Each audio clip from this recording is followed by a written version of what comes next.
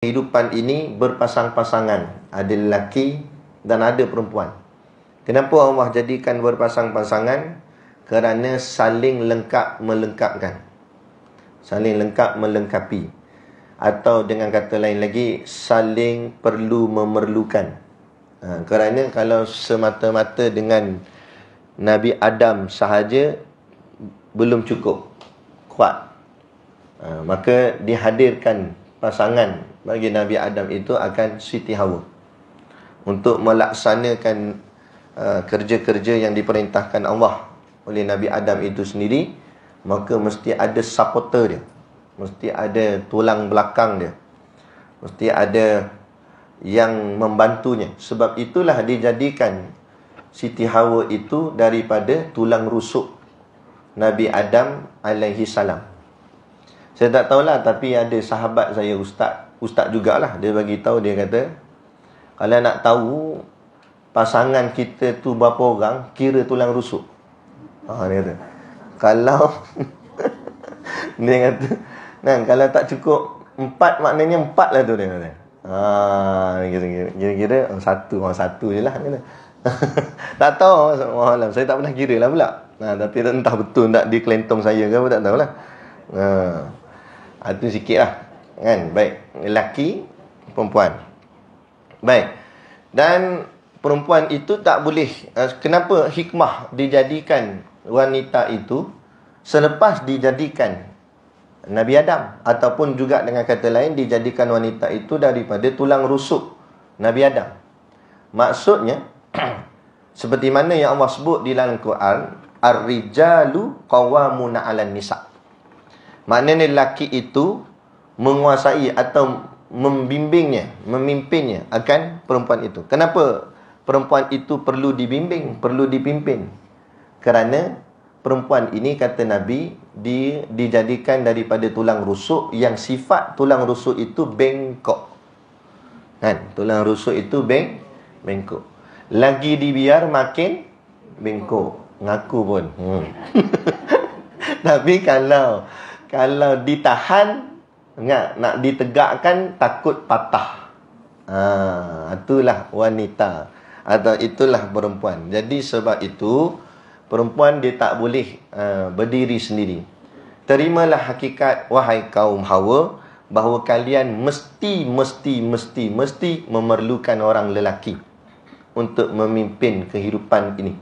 Jadi jangan dengar budaya barat hari ini, ataupun fahaman-fahaman daripada orang putih ke, orang bukan Islam ke, kafir, yang kata kita orang perempuan boleh hidup tanpa lelaki, kan? Kerana itu sebenarnya bercanggah dengan sunnah dan bercanggah dengan hukum hakam agama. Kalau benar perempuan itu boleh hidup dengan sendiri, maka nescaya Allah jadikan Hawa itu daripada sendirinya, bukan daripada tulang rusuk Nabi Adam. Jadi jangan melawan hukum alam atau melawan hukum Allah yang telah Allah tetapkan. Jadi sehebat mana pun kita, terimalah kenyataan bahawa kita tetap memerlukan pasangan. Sebab tu di awal kuliah tadi saya sebut, Allah ada sebut dah, Allah khalaqakum, kan? Allah ciptakan kita ini zaujan, iaitu secara berpasang-pasangan, perlu memerlukan. Begitu juga orang lelaki sendiri pun, walaupun dia sembang kemas, tepuk meja terbalik cawan, dia tetap memerlukan seorang wanita. Betul? Sebab apa? Betul. Sebab apa? Sebab dia takkan terlahir kalau melainkan daripada wanita juga. Sehebat mana pun seorang pejuang agama ke, panglima perang ke, sehebat mana pun dia, lahir daripada seorang wanita, seorang perempuan. Tu mak saya ada di belakang. Ada. Kan? Malu lah mak saya, semua tengok. Baik. Kan? Tu maknanya gitu. Okey, baik. Itu berkenaan dengan wanita lah, yang berkait dengan perempuan. Kemudian kita nak bahas tentang masalah malu. Tentang masalah malu. Ya.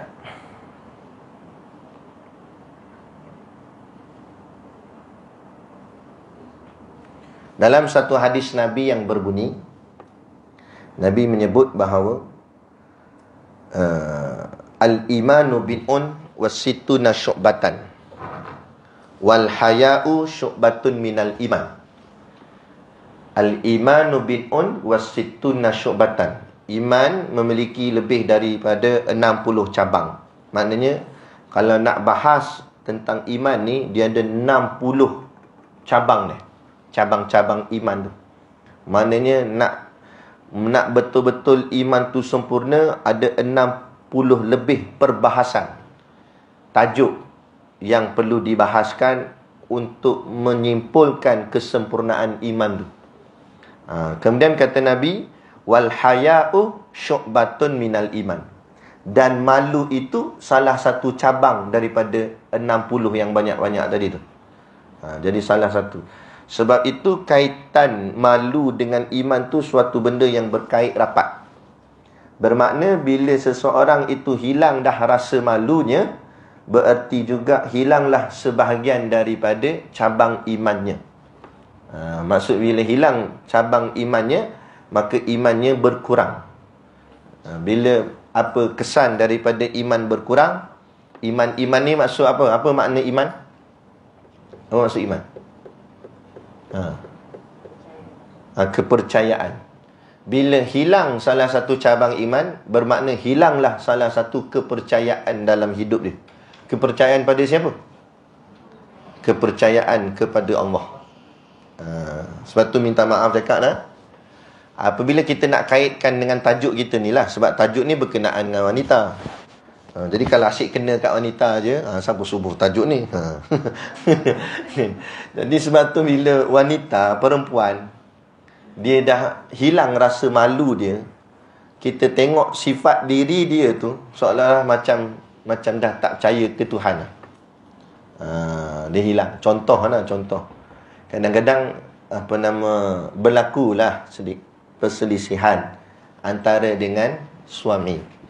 Benda ni normal. Malah kalau kita baca sirah baginda Nabi kita, ada ketika juga isteri-isteri Nabi, dia ada cakap apa? Selisih sedikit dengan Rasulullah. Itu tarik isteri Nabi tu. Kan?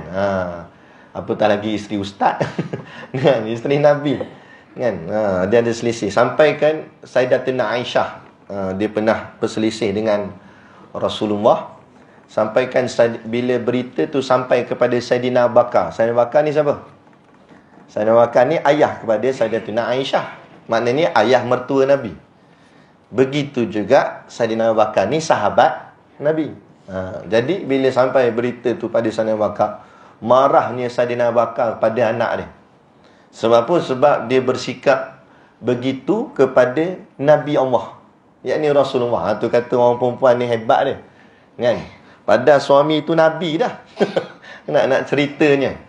Tu kata orang perempuan ni. Tulang yang bengkok tadi Nabi sebut tu. Jadi marah Sayyidina Abu Bakar. Akhirnya Nabi kata, panggillah satu orang yang boleh orang cakap apa, menyelesaikan masalah kita berdua, menjadi orang tengah lah. Kan? Maka nak dipilihnya Sayyidina Abu Bakar. Kan? Pilih. Jadi Sayyidina Abu Bakar ni tengok yang sebelah ni Nabi, yang sebelah ni anak dia. Dia nak bela siapa? Pastilah dia akan bela Nabi. Sebab dia lebih kasih kat Nabi. Kan? Begitu.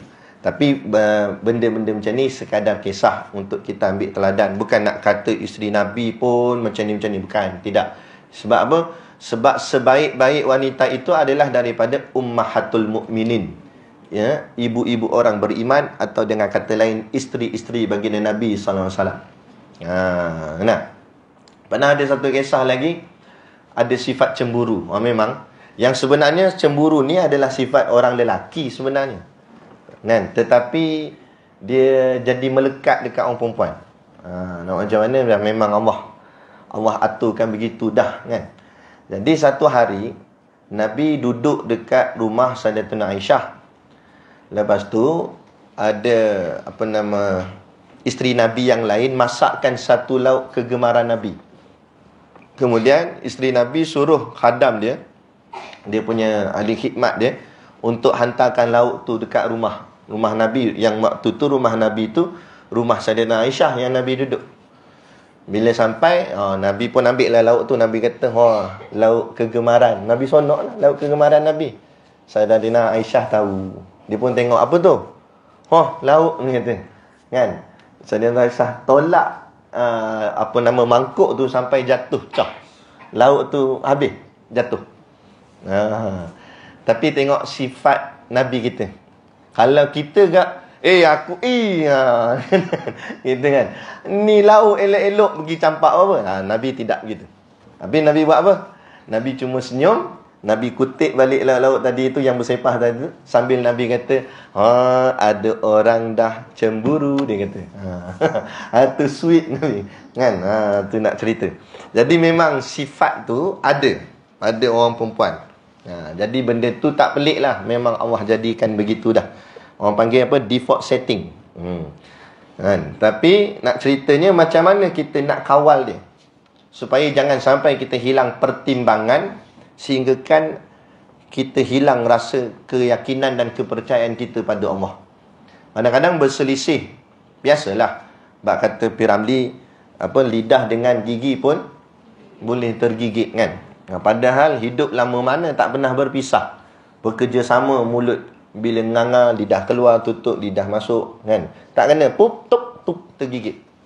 Terkena juga. Apatah lagi hubungan suami isteri yang bukan kita membesar bersama daripada kecil kan. Bila dah besar ni lah baru nak bercinta dan sebagainya, akhirnya kahwin. Tapi yang peliknya, masa belum kahwin semuanya indah kan. Apa pun indah. Kentut pun dia kata wangi. Kan. Masa tu kan, tengah makan sekali kerja, tepui. Apa tu? Sorry, air terkentut kata. Allah, sedapnya bunyi kata. Rasa macam nak buat ringtone. Kan? Masa cinta. Anak 4 orang dah. Try kentut sekali atas katil. Dia tergajang jatuh katil. Jangan buat pasal. Jadi kadang-kadang selisih punya selisih, mulalah. Kan tak? Itulah penting ar-rijalu qawamu 'alan nisa. Bila selisih-selisih saya tengok. Ni kita bukan nak menangkan siapa lah, tapi boleh tengok dalam realiti siapa yang lebih bercakap dan siapa lebih diam. Atau cakapnya sedikit. Cepat mengaku. Laki kadang cakap sepatah dua, yang dia punya huraian siap dengan syarah, siap dengan apa. Gini. Suami kata, awak pergi dah kuliah 2 hari tu, tajuk apa? Mahalnya wanita kena malu. Kan? Awak tak dengar ustaz ngajar gitu, cakap gini ni, jangan tinggi-tinggi suara dengan suami ni. Kan? Kata nak jadi wanita solehah macam mana gini ni. Kan? Dah awak seorang je yang soleh. Dia jawab. Betul tak? Kena. Tak baik tu cakap macam tu kan, nanti kan awak tak dengar ke? Hadis Nabi kata, waktu Nabi Isra' wal Mi'raj, Nabi kata, aku lihat di dalam neraka yang banyaknya penghuni neraka itu dari kalangan wanita. Yelah awak seorang je masuk syurga. Dia bantai gitu, senyap tu tok lelaki. Tak kata apa. Kan? Lah kali start motor, belah pergi kedai tom yam. Sebab kedai tom yam panggil abe, nak makan apa be? Dia panggil be terus beruang.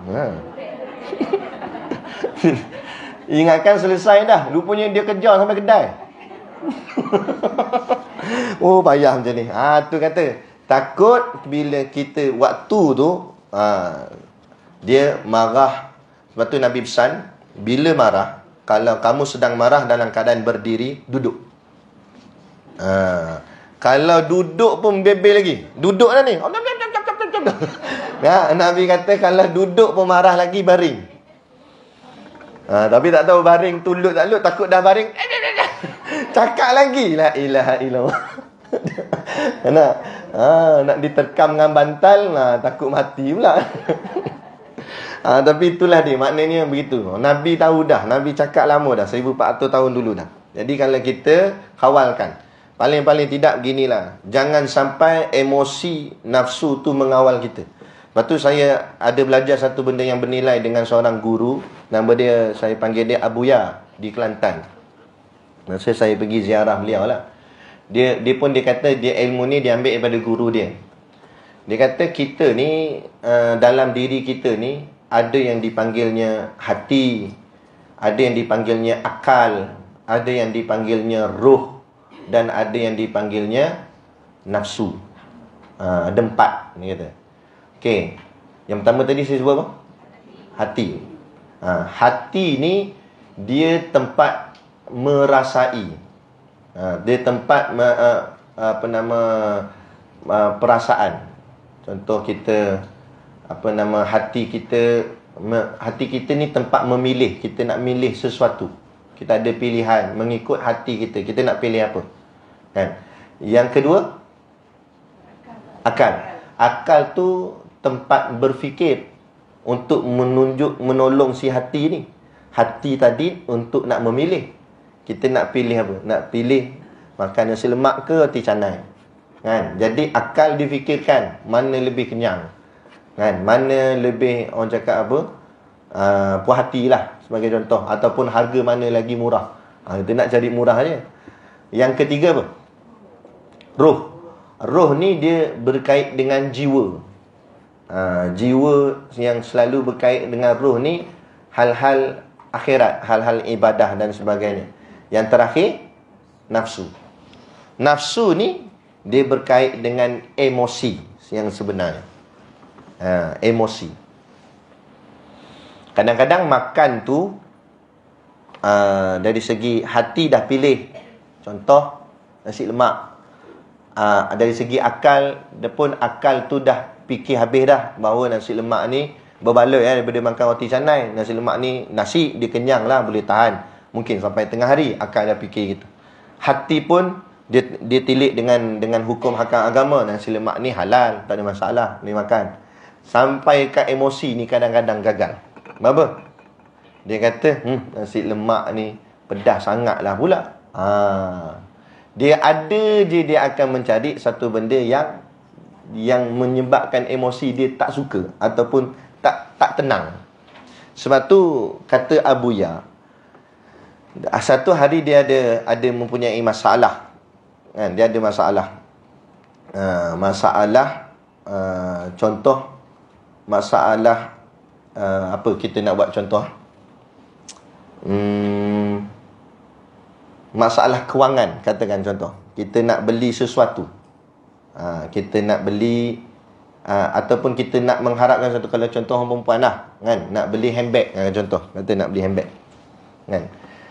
Okey, sekarang ni dia pun mengadu sebab suami dia tak nak belikan handbag baru kat dia, kan, tak nak belikan handbag yang baru kat dia. Pun dia pun mengadulah, dia sakit hati dengan suami dia, pun mengadu kepada guru. Wahai guru, aku ni sakit hati. Kenapa sakit hati? Sakit hati dengan suami. Guru tu jawab balik apa? Dia kata yang sebenarnya yang kamu sakit tu hati atau emosi. Yang sebenarnya bukan masalah hati, tapi masalahnya emosi. Sebab apa emosi? Emosi tu kehendak tadi tu. Bila kamu berkehendak sangat-sangat kepada handbag, sehingga membawa kamu ke jadi benci pada suami kamu. Jadi tak suka dengan dia. Kalau kamu boleh buang emosi tu, orang cakap apa, keinginan, kehendak tu, okey, kita masukkan satu yang positif. Tak apalah, mungkin suami aku ni ada nak pakai duit kot lain, kot yang lebih utama, lebih penting. Mungkin handbag ni lain-lain kali boleh beli waktu lain. Jadi tak apalah, sementara ni handbag tak ada, pakai bakul mana-mana pun tak apa. Kalau kita masukkan positif punya thinking tadi, pemikiran kita, akal kita, hati kita, kan, emosi tu akan kalah macam tu saja. Akhirnya keadaan akan jadi normal balik, akan jadi selamat. Jadi yang menjadi punca adalah kerana emosi kita. Kerana kita suka terlalu mengikut emosi. Itu masalah. Betul ke tak? Nampak? Memang kita suka ikut emosi. Jadi apa yang kita boleh buat dalam hidup kita ni, kontrol emosi tu. Kalau rasa emosi tu mengganggu, buang dia. Buang emosi tu. Sebab emosi tu sekadar makhluk yang hanya duduk untuk mengganggu yang lagi 3. Jadi hati terganggu, roh terganggu, akal terganggu. Padahal 3 ni semua baik. Hati baik, akal baik, roh baik. Tapi sebab satu ni, nafsu tadi ni, iaitu yang dikawal oleh emosi ni. Sebab dia satu ni, dia boleh merosakkan lagi 3. Bila emosi terganggu tadi tu, nafsu sebab dia fikirkan sakit hati ni sangat pada suami ni tadi, akhirnya dia hilang akal pertimbangan. Itu yang dia cakap kot suka, sampai dia tak fikir dah dengan siapa dia bercakap. Kan? Sehingga kan bila kita sudah menikah, taat dengan suami tu lebih tinggi daripada taat dengan ayah sendiri. Kan? Sebab syurga bagi seorang isteri di bawah tapak kaki suami dia. Sebab tu Nabi kata, seandainya kalaulah manusia itu boleh sujud pada manusia, nescaya aku dah perintahkan bahawa perempuan-perempuan sujud kepada suaminya. Makna nak cerita taat pada suami tu. Tapi bila kerana emosi mengawal diri dia, nafsu tadi kawal, hilang lagi 3 ni. Akal hilang pertimbangan, hati hilang, roh hilang. Dah jadi tak macam, itulah yang saya sebut tadi, bahawa wal haya'u nisful iman. Malu itu sebahagian daripada iman. Bila hilang sudah rasa malunya, dia tak kira siapa-siapa dah. Kan? Dia akan cakap dengan suami dia dalam keadaan yang dia tak fikir apa dah. Ikut dia je. Sebab setan pun dah. Setan pula duduk tepi kipas. Bubuh lagi. Hang tak ingat yang tahun lepas punya. Dia ungkit yang dulu-dulu. Sungguh ni Nabi sebut dalam hadis. Nabi kata dalam hadis, sehingga kan apa sahaja kebaikan yang kamu pernah buat pada dia, disebabkan satu saja kesalahan dan kesilapan kamu, wahai lelaki, suami, dia tak nampak kebaikan yang lain, dia nampak satu tu yang besar. Padahal tersilap sekali je. Kan? Tertengok janda sebelah, tertengok dia punya ungkit. Oh jangan. Jangan. Tu. Jadi jaga malu, mahalnya wanita itu dengan sifat malu ni, maka jaga. Hari ni orang mahalnya wanita bukan orang letak pada malu, tapi orang letak mahalnya tu tadilah macam saya sebut di awal tu, mahal dari sudut hantaran. Macam kadang-kadang nak menikahkan anak ni macam nak jual anak pun ada. Sebenarnya mahalnya seorang perempuan bukan kerana kecantikannya, bukan kerana maharnya ataupun mahal hantarannya, tapi mahalnya kerana sifat malunya. Ni nak letak anak sampai harga 10,000 atau lebih ke 15,000 dan sebagainya. Tapi anaknya sendiri pun kadang-kadang tak menjaga ikhtilat, tak menjaga hubungan dengan lelaki. Sebab tu kadang-kadang kita ni di zaman akhir ni, kadang-kadang dia terpaksalah kena korban lebih. Kena korban lebih.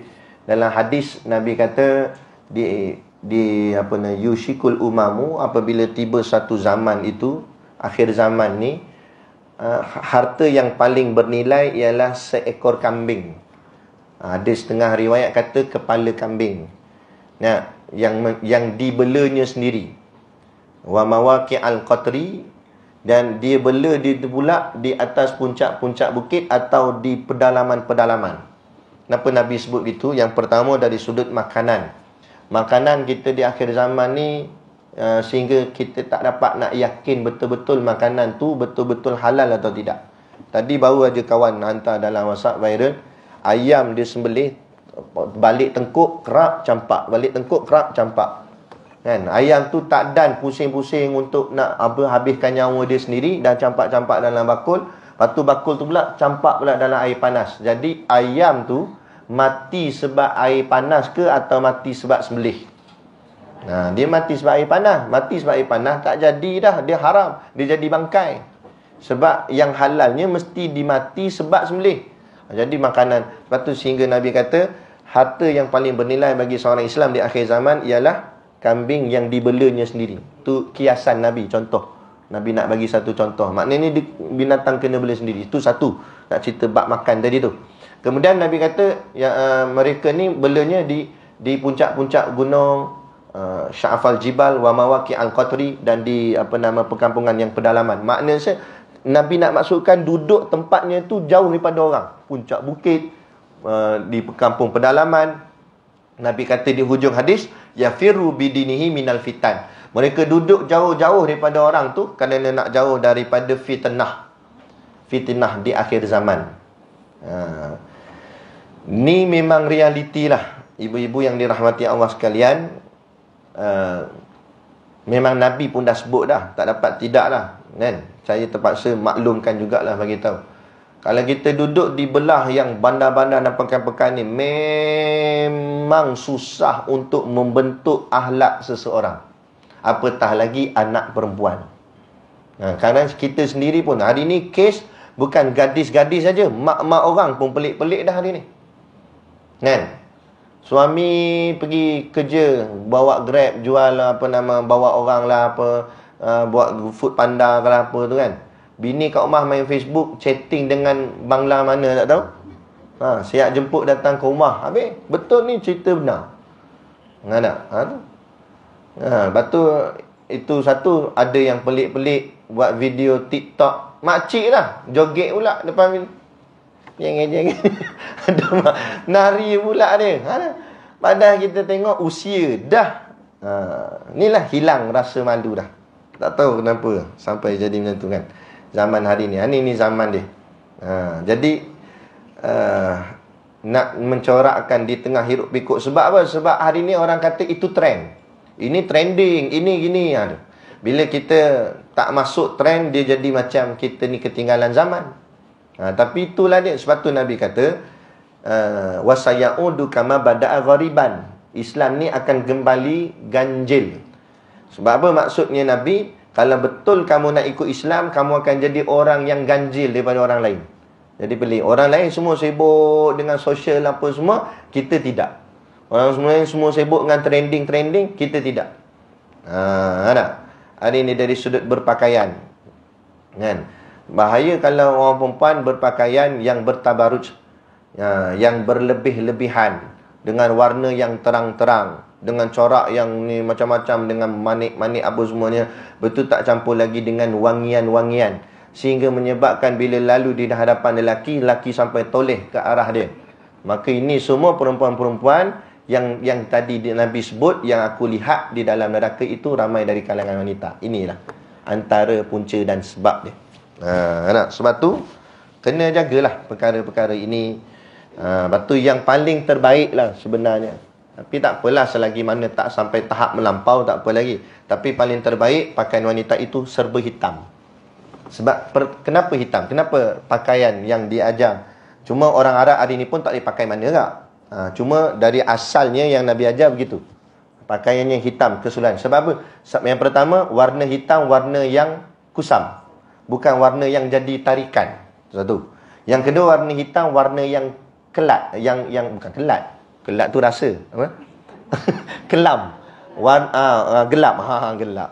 Warna yang gelap sehingga menyebabkan jadi tertutup aurat dia dengan baik. Kalau warna yang terang-terang ni, hati-hati, jaga-jaga. Minta maaf cakap lah. Contoh macam masalah tudung. Kadang-kadang ada kita, bukan kita lah, ibu-ibu lah, saya lelaki.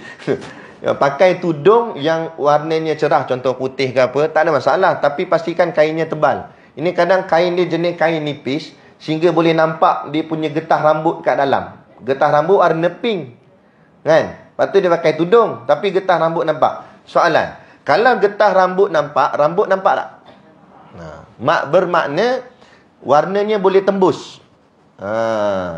Jadi banyak orang perempuan dia salah faham. Dia kata saya dah pakai tudung. Tu masalah ni. Islam tak mewajibkan pakai tudung, betul tak? Islam mewajibkan tutup aurat. Cuma salah satu alat untuk tutup aurat bahagian kepala ialah tudung. Tapi tak semestinya tudung. Pakai kotak pun boleh. Cuma orang kata gila lah. Kata pelik. Semenjak balik pada kuliah hari tu pelik. Pakai kotak pula dah. Kan? Buang kotak, buang lubang mata. Itu. Yang pentingnya tutup.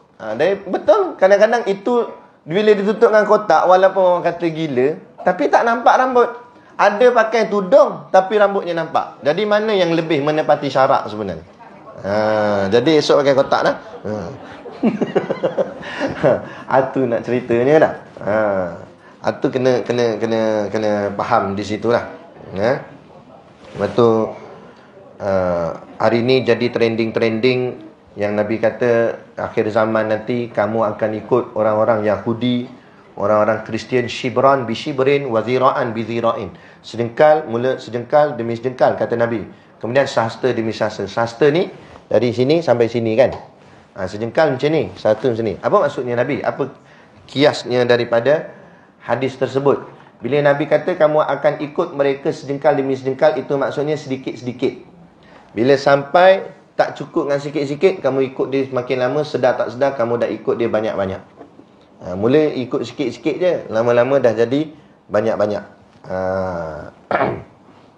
Tudung, orang cakap apa, tudung ni memang lah orang perempuan ni sifat dia suka nak nampak cantik. Memang sifat dia macam tu. Lepas tu orang lelaki dia bukan jenis macam tu. Dia baju butang tak cukup pun dia pakai juga. Seluar zip rosak dia pakai lagi. Dia bukan kisah sangat. Janji boleh pakai sudah. Tapi orang perempuan ni kira habis matching tak matching. Warna tudung dengan baju sama. Dengan payung pun kena sama. Jadi bila dia nak dinampak cantik, boleh. Islam tak larang. Tapi jangan sampai melebih-lebih. Dan sepatutnya yang patut kita nak hias sungguh-sungguh dalam rumah. Luar rumah ni biasa-biasa sudah. Bisa-bisa sudah. Dalam rumah jangan. Ni, matu lentik gini. Nampak? Lipstick tebal macam ni. Bibir asal kecil jadi besar. Sampai suami keluar balik dia. Takut dia. Dia kata, ada apa pula dalam rumah ni? Tak pernah aku jumpa lagi. Itu yang sepatutnya. Kan? Tapi kita minta maaf lah kadang-kadang. Yalah. Suasana masyarakat ni lah. Sebab tu nak memanglah keadaan zaman hari ni. Sampai Nabi kata, yafiru bidinihi minal fitan. Mereka lari untuk selamatkan diri daripada fitnah-fitnah di akhir zaman ni. Kan? Kalau kita hidup dalam masyarakat di luar ni, kadang payah sikit lah. Kan? Tapi kalau mampu, larilah ke pondok-pondok, ke pedalaman ke sikit, supaya jangan campur dengan orang sangat. Tapi kalau tak mampu nak buat begitu, duduk juga di tempat bandar di ini, tapi iman kena kuat sungguh. Bagi lagi nak didik anak-anak tu, yang situ. Kadang-kadang kita bahagian orang dewasa ni, mungkin kita dah cakap apa tak ada apa sangat, ni bagian anak ni. Kadang-kadang tu dia berfashion tudung ni, pusing kat sana, masuk kat sini, buh kat atas, jerut sini. Lah kali tak dia menapah. Kadang over sangat. Yang sebenarnya, jaga ni anak-anak perempuan, tolong pesankan, sampaikan. Kain tudung, ekor tudung ni kena tutup bahagian dada. Kadang-kadang dia lipat naik atas. Situ yang jadi, akhirnya bahagian dada ni akan terbuka. Tu bahaya. Kan? Jadi biar dia jatuh ke bawah. Kan? Nak silang satu tak apalah. Tapi ada juga bahagian tertutup. Supaya dia menutup bahagian hadapan. Betul, kalau betul-betul ikut agama tu yang Nabi kata tu, nak ikut agama di akhir zaman ni macam menggenggam bara api. Kalau nak komplain banyak benda, tak kena dengan kehidupan kita zaman hari ni. Bagi contohlah, yang bekerja penjawat awam ke apa, unit uniform macam polis ke apa kan, tudung buat masuk dalam baju. Macam mana? Tak boleh sebenarnya. Nurse. Tu yang ramai orang suka pergi hospital tu. Bukan sakit sangat. Tapi nak jumpa nurse. Tu kadang. Tu jadi masalah. Jadi masalah. Sebab tu benda-benda macam ni lah dia jadi hilang sudah rasa malu. Tak tahulah macam saya sendiri orang lelaki pun kadang-kadang kalau pakaian kita macam nipis-nipis pun kita dah rasa macam kekok. Kok lagi orang perasan nak kita punya apa seluar ke apa kan. Tu rasa macam tu. Tapi kita pelik tengok orang perempuan dia boleh pakai seluar jenis ketat tu. Nak sarung pun susah. Tu agak kalau nak pergi tandas macam mana? Belum sempat buka lagi habis dah. Kan? Tapi pelik dia sanggup. Ni sebab apa? Malu tadi. Sebab apa? Sebab dia lebih mementingkan supaya orang memandang kepada dia. Daripada mikirkan, padahal kalau ikut hidup tu susah juga nak pakai seluar ketat ni tu. Kan? Tapi dia sanggup tak apa susah biar orang pandang. Ni masalah. Yang ni yang kita nak kena kikiskan perasaan begitu. Jadi ubah. Biar suami yang suka pandang kita, bukan suami-suami orang kat luar sana suka pandang kita. Ubah benda tu. Dan itu yang kita kena tanamkan dalam diri dan masyarakat kita, orang perempuan dan juga ahli keluarga kita lah, khususnya anak-anak perempuan kita. Sebab tu kadang-kadang menjaga anak perempuan ni susah. Bukanlah susah, sebenarnya orang lelaki pun susah juga. Cumanya sebabkan orang perempuan ni banyak pantang larang dia. Sehingga kan dalam satu riwayat kata, orang perempuan ni ada lebih kurang 70 ekor iblis ikut dia. Seorang perempuan 70 ekor duduk keliling. Kan? Duduk kat bahagian-bahagian anggota badan dia, sehingga kan jadi anggota badan tu jadi tarikan untuk orang lelaki melihat. Sebab tu yang sepatutnya, kalau ikut Ustazah Asma' pun kata, orang perempuan tak boleh pakai seluar. Walaupun apa jua alasan dengan kata seluar ni longgar, seluar ni besar ke dan sebagainya, macam mana pun keadaan, bila namanya seluar, dia akan ikut bentuk kaki. Maknanya dia akan jadi rupa kaki. Dia tetap ada celah. Melainkan kalau seluar tu dipakai dalam, kemudian dipakai kain, itu tak apa. Jadi makna ada kain yang tutup bahagian seluarnya. Tapi kalau contoh sukan, cikgu-cikgu sekolah, minta maaf cakap, kan, mengajar PJ, pendidikan jasmani di sekolah, pakai t-shirt, pakai seluar track. Kalau sekolah rendah, boleh tahan lagi lah, budak-budak tu tak reti sangat. Tapi kalau sekolah menengah, jadi macam mana? Budak-budak tu dah akil balik. Budak-budak lelaki, sebab tu dia suka tengok cikgu dia. Lepas tu kalau PJ dia sonok sangat, kalau matematik dia malas ngaji. Kan? Jadi akhirnya itu semua sudah berlaku yang dipanggil sebagai muqaddimatuz zina. Sebab tu Allah sebut dalam Quran, wala taqrabu zina, jangan kamu takrab. Takrab ni maksudnya dekat. Jangan kamu dekat dengan zina. Allah tak kata wala taf'alu zina, jangan kamu buat zina. Sebab yang sebenarnya asal haram ialah zina tu sendiri. Zina tu yang haram, zina tu yang jahat, zina tu yang dosa. Jadi sepatutnya ayat Allah kata wala taf'alu zina, jangan kamu buat zina. Tapi Allah tak guna perkataan taf'alu. Tapi Allah guna wala taqrab, jangan dekat. Maksudnya walaupun jahat tu tak buat lagi, zina tu tak buat lagi, dekat pun jangan. Sebab apa? Sebab perbuatan-perbuatan maksiat ni dia macam magnet, bila dekat dia melekat. Ni satu lagi trending juga, di mana trending couple-couple zaman sekolah dan sebagainya kan, ataupun ni lah anak-anak kita ni. Kadang-kadang mak pun satu hal juga, dia tengok anak dia balik seorang, selalu balik dengan boyfriend. Mak pun tanya, dah mana boyfriend? Kita break dah dengan dia, kata. Loh, awak jadi macam tu, mak pula patut bagus dah lah anak tu. Ni loh, kenapa dia macam tu? Elok dah tu. Mak tengok dia anak orang kaya. Ada tak? Kan? Ni jadi masalah. Ni mak pun jadi pergi support anak untuk supaya berkapal-kapal. Mana boyfriend kamu lah, apalah, tak mau. Patutnya larang sehabis-habisnya. Batu orang perempuan sebaik-baiknya dia, orang cakap apa, yang paling banyak duduk di rumah, bukan banyak di luar. Saya sempat pengalaman pergi ke negara Yaman, di kota Tarim. Tarim ni tempatnya para habaib, Habib Umar, kan, ramailah habib-habib kita, Habib Ali Zainal Abidin pun sebenarnya dari situ juga. Ni semua nasab cucu cicit baginda Rasulullah SAW. Ni semua nasab keturunan Nabi yang ada di sana, di Tarim ni. Masa saya berada di Tarim, kan, sepanjang saya berada di Tarim, nak jumpa orang perempuan, bukan nak jumpa, nak tengok perempuan pun susah. Sebab di Tarim dia dah siapkan ada laluan untuk muslimah. Itu orang perempuan je boleh lalu, orang lelaki tak boleh lalu. Dia ada lorong dia. Kalau pengajian dia pun asing, ini kelas untuk wanita saja, untuk muslimah saja, ni muslimin saja. Sampaikan pasar pun ada namanya pasar wanita, suq nisa, kan, pasar untuk perempuan. Dalam pasar tu orang perempuan je boleh pergi, orang lelaki tak boleh. Orang lelaki tak boleh. Kalau dia menyamar pakai niqab, tak tahulah. Kali keluar suara, ini berapa? Kan? Tapi nak ceritanya begitu. Saya bila saya tengok macam ni kan, agak-agaknya ini ikut cara suasana di zaman Rasulullah. Ini walaupun saya tengok negara Yaman ataupun Tarim tu sendiri, kita tengok mundur. Kalau dari segi ekonomi dan duniawi, kita jauh lebih banyak daripada dia. Kita dengan sana mana ada jalan berturap, semua pasir. Rumah dibuat daripada, bukan batu, kita ni batu simen. Rumah dia dibuat daripada tanah.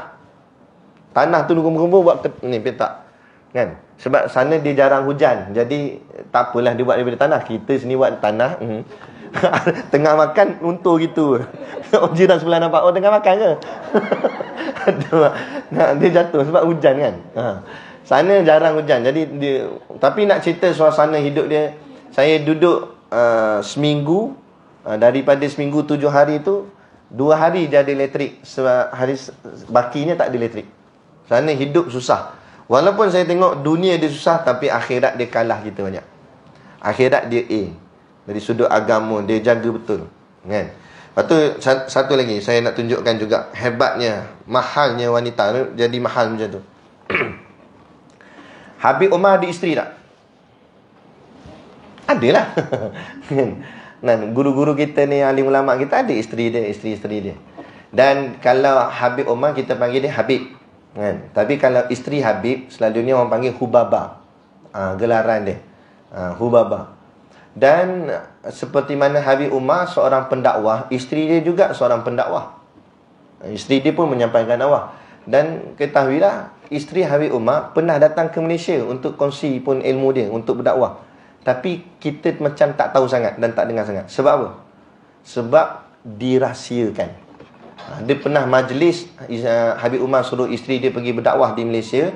Isteri Habib Umar datang ke Malaysia, kan? Dengan nilah rombongan apa semua. Dia buat majlis secara tertutup. Dan poster pun tak ada gambar, tak ada apa. Cuma poster dengan tulisan saja, ada majlis bersama Hubaba gini. Dijemput. Dikawal ketat kat depan tu hanya perempuan saja boleh masuk. Yang jaga semua perempuan. Dan dilarang untuk sebarang rakaman apa semua tak boleh. Nah, sebab apa? Sebab inilah mahalnya wanita. Benda bila mahal, nak tengok pun susah. Itu baru mahal. Kalau tengok senang tu kan mahal. Betul tak? Contoh macam kereta Ferrari. Bagi orang lelaki ni kereta lah yang dia rasa power, kan? Kereta mahal-mahal, senang nak jumpa di jalan raya? Susah, kan? Sebab apa? Sebab barang mahal. Begitu juga perempuan yang solehah, nak cari di tengah-tengah masyarakat susah sebab barang mahal. Tapi yang ramai, yang ramai ni yang macam tu lah. Yang kadang-kadang kita tengok suasana Allah hari ni dengan alasan sporting, kan? Pergi kerja, waktu rehat boleh naik dengan kereta lelaki lain. Kadang-kadang saya dah tanya suami I dah, Ustaz, dia kata, suami I bagi, dah use. Kenapa bagi pula? Bini kita bagi orang lain pula, kan? Tu boleh naik dengan lelaki lain, duduk sebelah lagi. Tak? Tu kadang tak jaga. Kalau benda tu keperluan terpaksa emergency, tu cerita lain. Ni setakat nak pergi makan, dah sampai tak ada kawan perempuan yang lain ke nak pergi sekali, nak pergi dengan lelaki juga. Kadang lelaki tu lelaki orang, perempuan tu bini orang. Itu satu hal, okey lagi lah, tak apalah, pergi makan sekali. Lepas tu sampai kedai makan, duduk sebelah-sebelah, suap menyuap pula. Ni cerita sungguh ni. Bukan saya reka, cerita sungguh. Boleh ni papah gini lah, gurau-gurau bertepuk tampar bahu. Ni apa benda cerita ni? Mana hilang malunya tu? Sebab tu perempuan, ni lagi satu lagi. Semalam saya dah cakap apa? Mengamuk lah juga dalam kuliah kan. Ini trending hari ni. Kalau kita tengok di Facebook, orang duk jual, minta maaf cakap lah, orang duk jual apa nama tu, ubat kuat lelaki. Kalau dulu jual ubat tu setakat tunjuk ubat atau ditunjuk pokok yang dipakai tu, herbanya dan sebagainya. Kalau paling-paling tidak pun dia sapu kat tangan gitu je. Lah ni dia pakai perempuan dah. Perempuan pula yang promosikan ubat tu.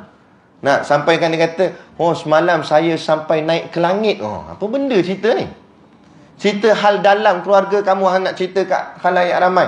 Bukan dia cerita kat jiran sebelah. Kalau jiran sebelah boleh tahan kira. Ni dia cerita di Facebook. Facebook ni worldwide, satu dunia boleh tengok. Bayangkan. Tu dalam hidup, kalau mati esok video tu orang masih lagi tengok, macam mana dia kena seksa dalam kubur. Tu.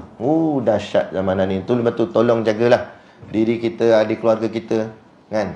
Pesan memesan lah ni. Lepas tu satu lagi yang saya nak kongsikan juga, pengalaman saya belajar di universiti dulu. Ada budak perempuan ni nampak baik sangat, nampak memang macam gadis Melayu terakhir. Kan, dengan baju kurungnya apa semua, dengan tudung litupnya. Mak ayah dia datang. Mak ayah datang nak jenguk anak di universiti tu. Jadi salam, cium tangan ayah apa semua, baru baik je. Mak ayah dia balik, dia boleh naik atas motor RZ dengan boyfriend dia. Gimana? Pergi mandi sungai dengan tudung-tudung buka. Sebab tu apa yang saya nak sampaikan ni, apa yang saya nak sebutkan, jangan kita buat tak kisah pasal anak kita. Kita kena ambil tahu dia. Sekali-sekala jangan bagi tahu kita nak datang. Datang mengejut, pergi tengok dia. Kadang kita duduk sini di Perak, anak mengaji UiTM Shah Alam. Anak mengaji di mana jauh-jauh, Langkau negeri berapa banyak. Kan? Pergi. Kan? Pergi tengok ke apa, nak pastikan anak kita ni. Sebab ni Allah, nak jaga bukan senang. Kita nak membesarkan dia daripada kecil. Kan?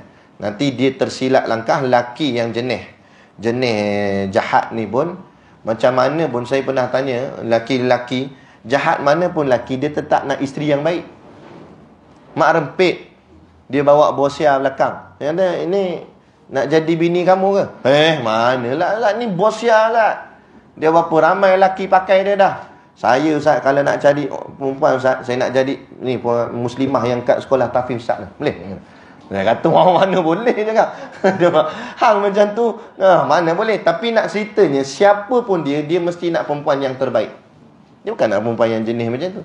Jadi kalau jenis orang perempuan, dia nak supaya dipandang oleh lelaki, jadi tarikan bagi lelaki, dia terkejar-kejar pada lelaki yang sebenarnya lelaki tak pandang pun dia.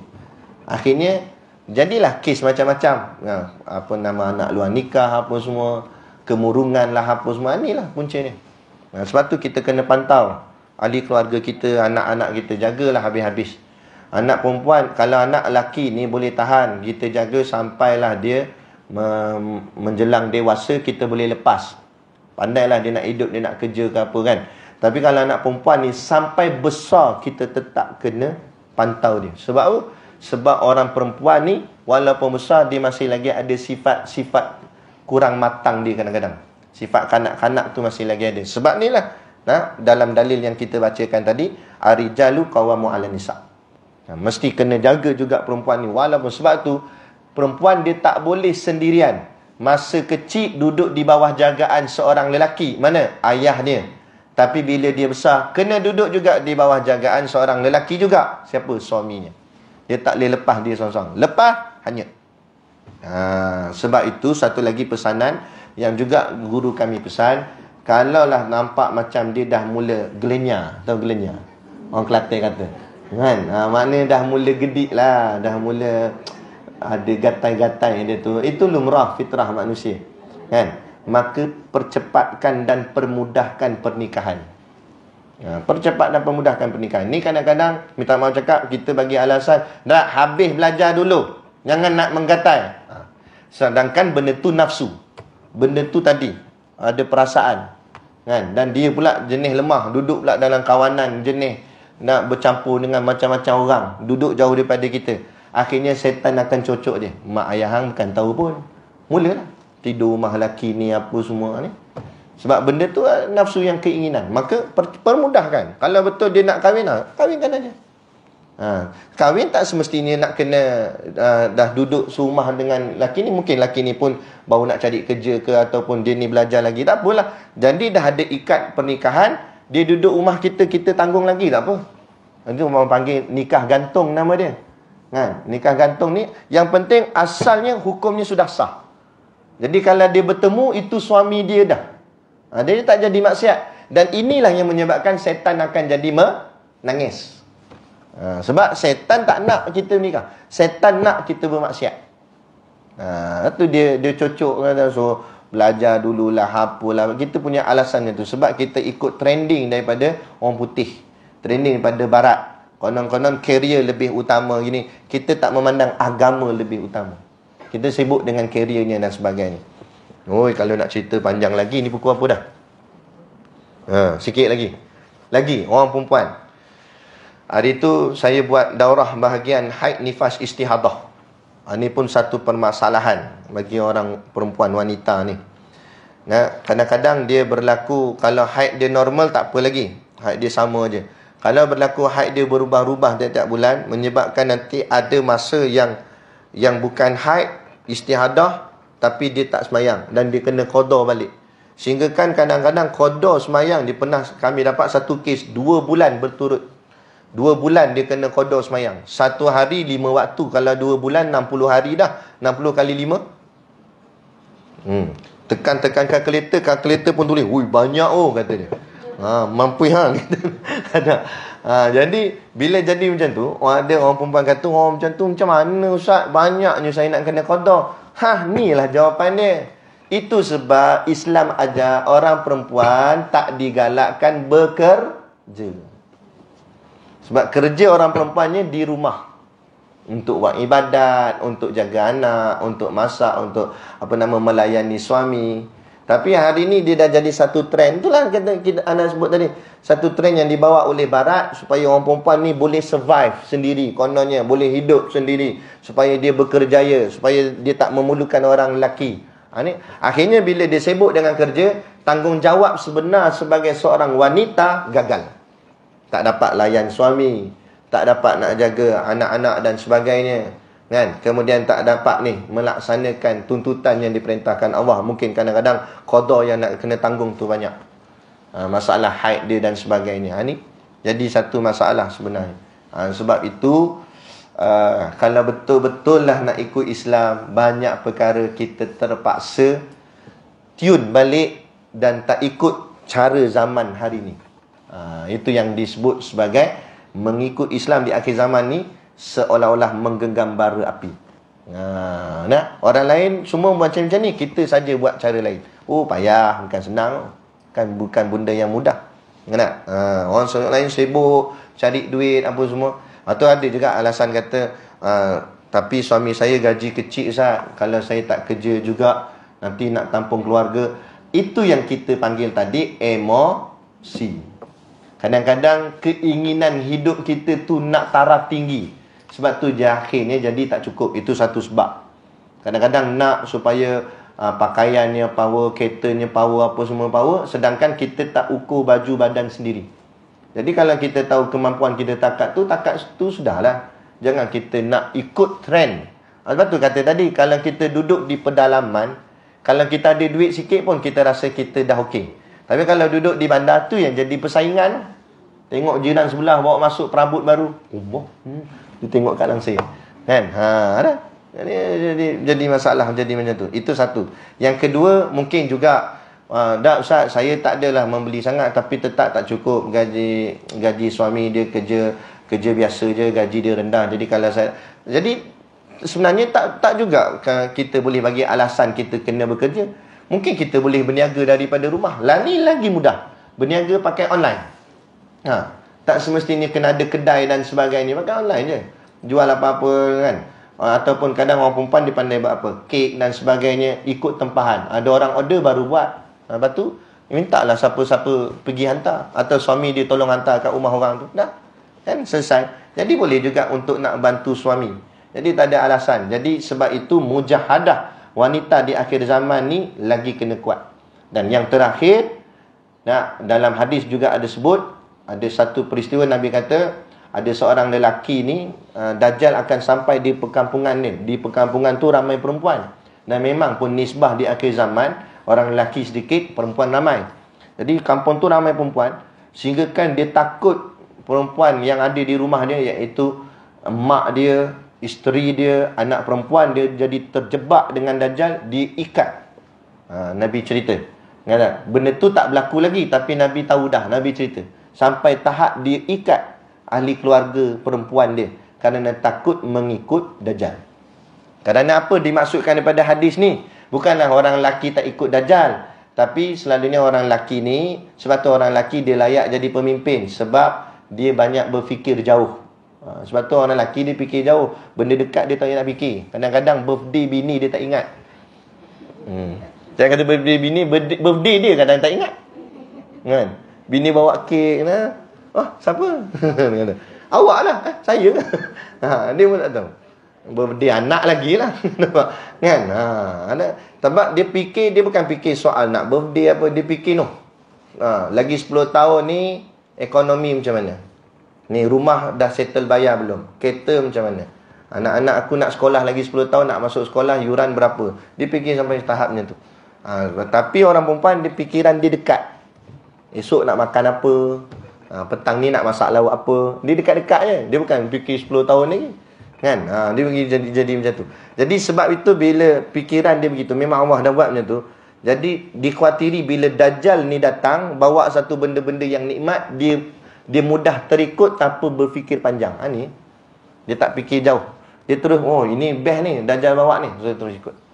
Dan hari ni belum lagi Dajjal, baru cucu cicit Dajjal.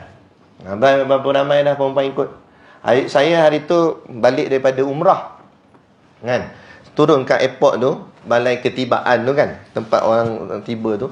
Saya keluar tu, tolak troli bawa beg tu, tengok perempuan ramai. Nah, siap bersorak. Saya ingat kan sambut saya. Apa ramai sangat ni kan? Rupanya ada artis belakang tu. Nah, tapi saya tak kenal lah. Artis Korea ke mana saya tak tahu. Menjerit macam histeria. Saya memang senyum. Ingatkan saya. Belakang. Artis Korea dia sambutnya. Kan? Ni perempuan-perempuan ni. Itu belum Dajjal sungguh datang. Tu baru cucu cicit Dajjal. Dah tergila-gila dah. Apa yang digila sangat pun, kadang sampai menangis-nangis lah, peliknya sampai menangis.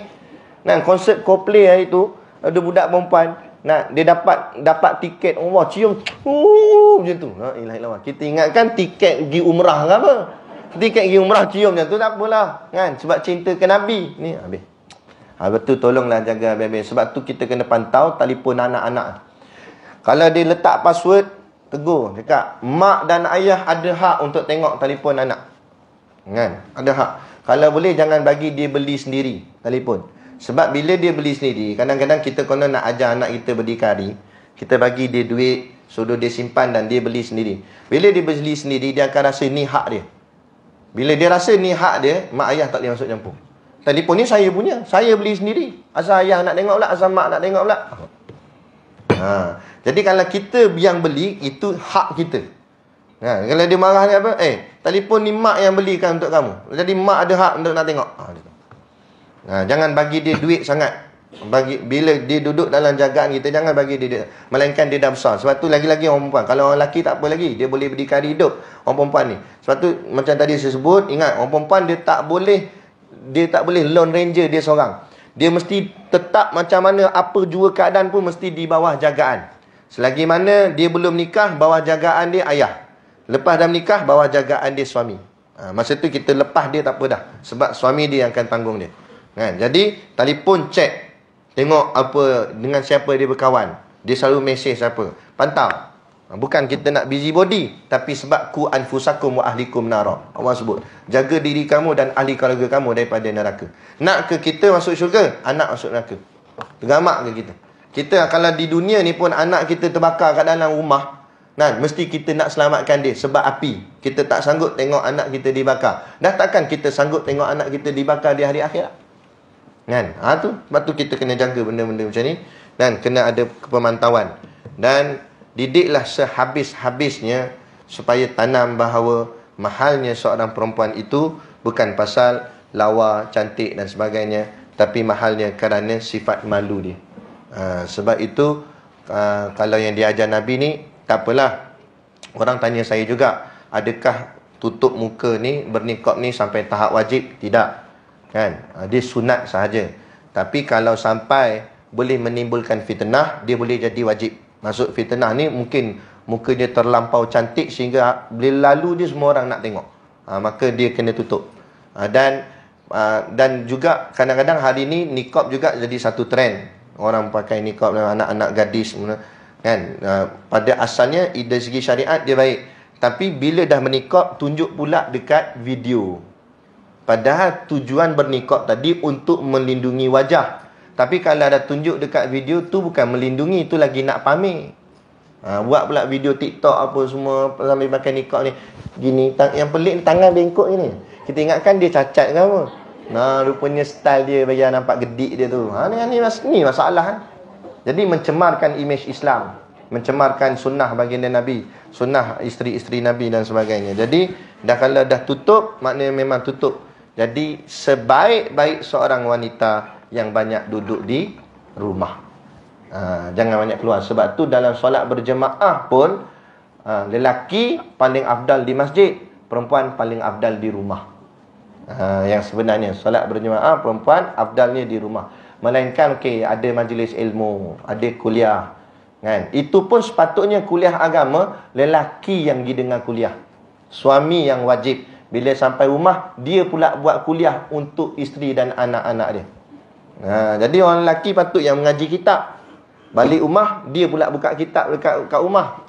Tapi takutlah dia balik rumah buka kitab ni pun terbalik buka. Anak kata terbalik bah lah.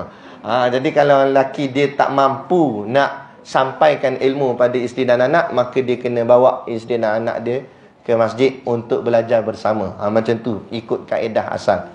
Tapi pelik di tempat kita ni, kuliah muslimin ada tu, dia tak ada khusus kuliah muslimin, dia kuliah umum je.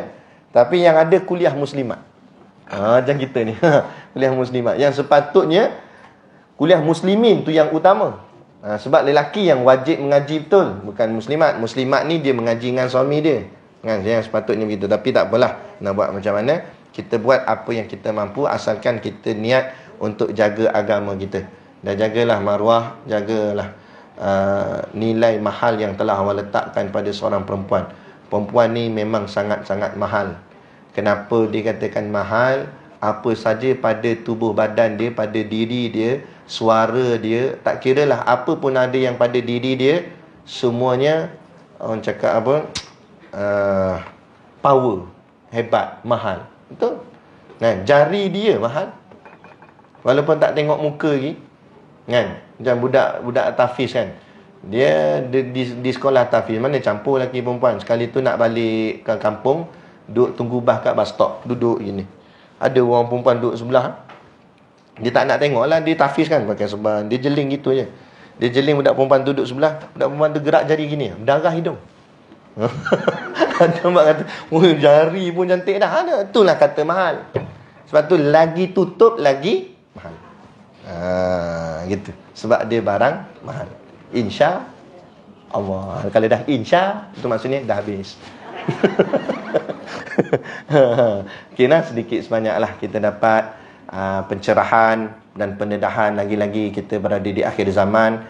Dan jangan hanya terhenti di sini, dakwah kita sampaikan pada jiran-jiran, anak-anak, jaga keluarga kita, adik-beradik, dan sampaikan supaya terus terjagalah wanita muslimah ni, wanita Islam ini terus kekal mahal di dunia lagi di akhirat.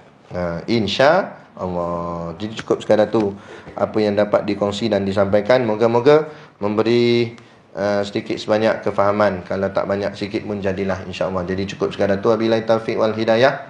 Sebelum tu, di luar sana ada boleh. Ya. Di rumah juga. Tadi yang disebut tadi tu, ulama sebut tu untuk solat fardu pun afdal di rumah, apatah lagi solat sunat. Sebab tarawih ni sunat aja. Jadi afdalnya buat di rumah. Buat dengan anak-anak ke.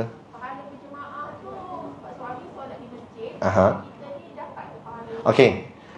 Ni soalan ni pun pernah ditanya kepada Syekh Nuruddin. Maka Syekh kata, yang mendapat pahala solat berjemaah, solat di masjid orang lelaki. Habis orang perempuan macam mana? Maka orang perempuan masjidnya itu rumah. Maknanya dia semayang di rumah dengan sebab nak menjaga maruah, nak jaga auratnya dan sebagainya. Maka dia semayang di rumah tu mendapat pahala macam semayang di masjid juga. Maknanya pahala dia pahala besar dah. Satu, pahala menjaga maruah, pahala taat suami.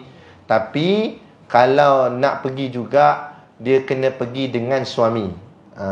Pergi sendiri itu yang jadi apa, memang ada ulama contemporary, ulama yang moden kata boleh dengan syarat tidak timbul fitnah.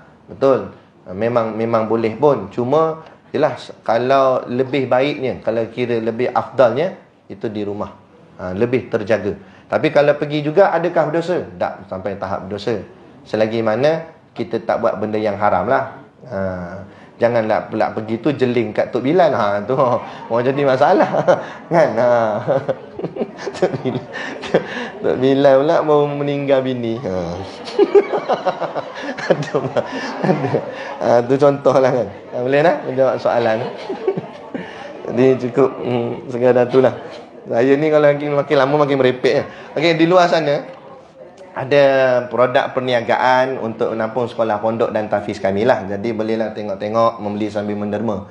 Dan ini juga keberuntungan seorang wanita itu, kerana perempuan lah yang banyak membeli. Jadi harap-harap hari ni habis, InsyaAllah. Jadi cukup sekadar tu. Wabillahi taufiq wal hidayah. Assalamualaikum warahmatullahi wabarakatuh.